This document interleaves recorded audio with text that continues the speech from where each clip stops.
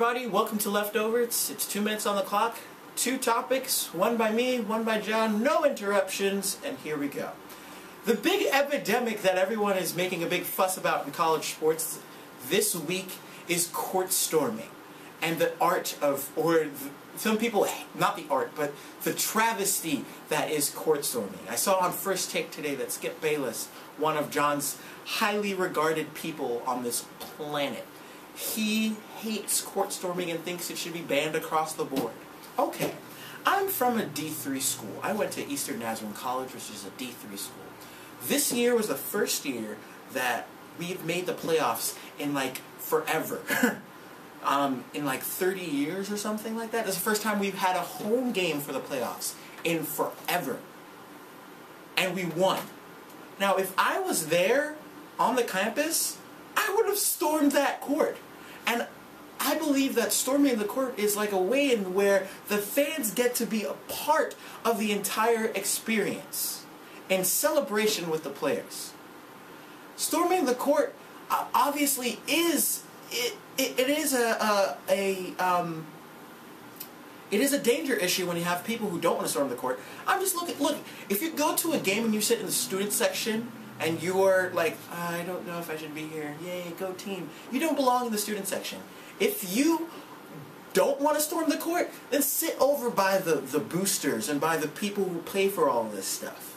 Don't sit in the student section, because you know if your team is playing against the top 5 team and you beat them, not only beat them but whoop them like the last time that Miami and Duke played, that was an appropriate court storming. When Illinois beat Indiana, proper court storming. Court storming should be regarded and held, and it is a part of Americana. And darn it, I think that it just should continuously be held in the palm of college sports. And I hate people taking it away from me. That's my leftovers. John's turn. This is going to be my leftovers, my 2 minutes uninterrupted. And I'd just like to talk about, go back into college basketball in general, because I feel like we just got a lot of thoughts out there and we didn't get to really finish our thoughts. Like I mentioned, I think Akron, you're a team that can make a Sweet 16, Elite 8 run, maybe Final Four, because we never know what's going to happen in the tournament now.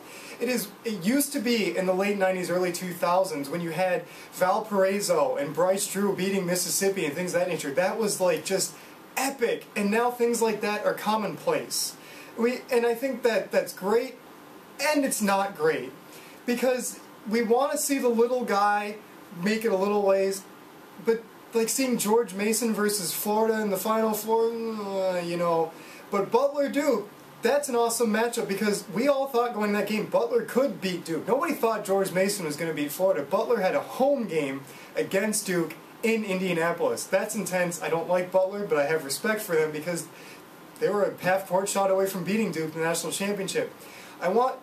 In this tournament, everyone's going into it thinking it's going to be absolutely nuts, and that there's going to be upsets all abound, the horn, and that it's just going to be craziness and madness, and you're going to rip up your bracket, and you're going to destroy it, you're going to set it on fire because you got beat by a girl who picked teams on their colors or mascots, or because that always happens.